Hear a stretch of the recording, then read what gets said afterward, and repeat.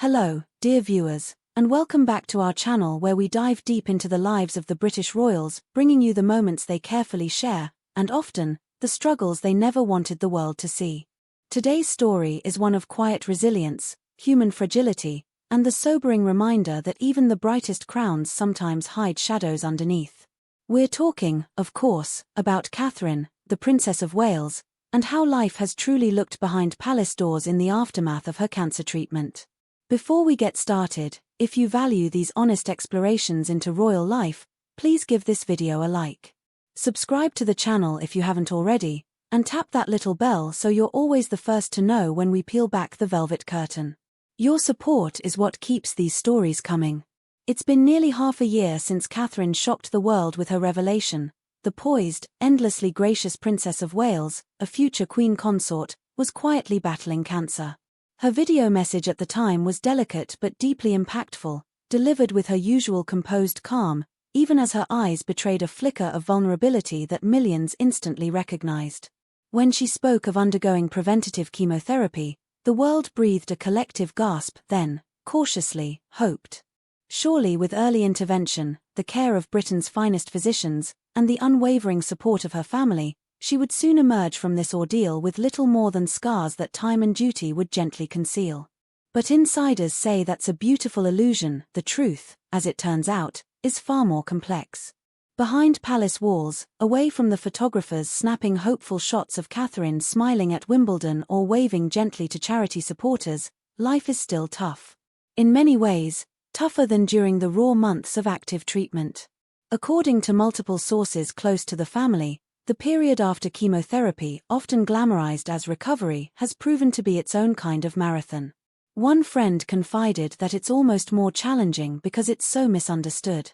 Everyone expects that once the chemo's over, you'll be bounding back to yourself. But for Catherine, that's when a whole new battle started. Fatigue that just won't let go. Random days when nausea hits again. Moments where her legs feel like they simply can't carry her up the stairs. Another longtime palace aide put it this way. She's soldiering through. That's what Catherine does. But make no mistake, there are days when it's a victory just to get out of bed and see the children off to school. And then there's the psychological side. The looming anxiety. The heavy questions that settle over quiet evenings once the children have gone to bed. What if it comes back? What if next time it's harder to catch? What will happen to William, to George, Charlotte, and Louis, if the unthinkable were to ever happen? Those close to her say Catherine is determinedly optimistic. She immerses herself in small family joys, moments that feel so precious now, whether it's helping Charlotte brush out her hair before piano practice, watching George plot out his favorite football moves in the garden, or giggling with Louis over silly animal voices at bedtime. But even her closest friends quietly admit, she's changed. She knows she's not invincible. None of us are. But when you've looked mortality right in the eye, something inside you shifts forever, one confidant revealed. In public, of course, Catherine's every inch the royal. The composure. The slight, practiced tilt of her head when photographers shout her name. The reassuring hand she places on William's arm in crowded rooms, almost as if to ground them both. Yet palace staff whisper that for every dazzling public moment, there's careful planning behind the scenes. Her appearances are mapped out with almost military precision, down to how long she might stand, how much talking she's expected to do, and when she'll slip away discreetly to rest. After Wimbledon, insiders noted, Catherine reportedly needed several days of quiet at Anmer Hall, their country retreat, just to recuperate. It's not something the palace ever issues statements on. But it's there, woven into the quieter rhythms of their private life now. Then there's William. If Catherine's carrying this burden in her body, he's carrying it in his heart. Royal watchers have observed a new protectiveness in how he moves around her, subtle gestures, but deeply telling. A hand at the small of her back guiding her gently through crowds. A quick glance to catch her eye across a room, as if to silently check, "Are you all right? Shall we head home?" One palace insider described it quite simply. He's living with a constant low hum of fear. He doesn't let it paralyze him, but he knows exactly what's at stake. His wife, the mother of his children, his partner in everything. William is also reported to be more hands-on at home than ever. Friends say he's taken on even more of the daily logistics, from helping with homework to organizing Charlotte's riding lessons, to give Catherine the space to rest when she needs it, without guilt. Yet for all the private strain, there are also profound moments of grace. Catherine, by all accounts, is leaning into her role as a mother more deeply than ever before. Sources close to the family describe how bedtime has become almost sacred. No matter how drained she might feel by evening, she rarely misses tucking each child in, reading a bit of a book, or saying a small prayer together. She tells them she's proud of them every single day, one insider shared. There's a quiet urgency to it now.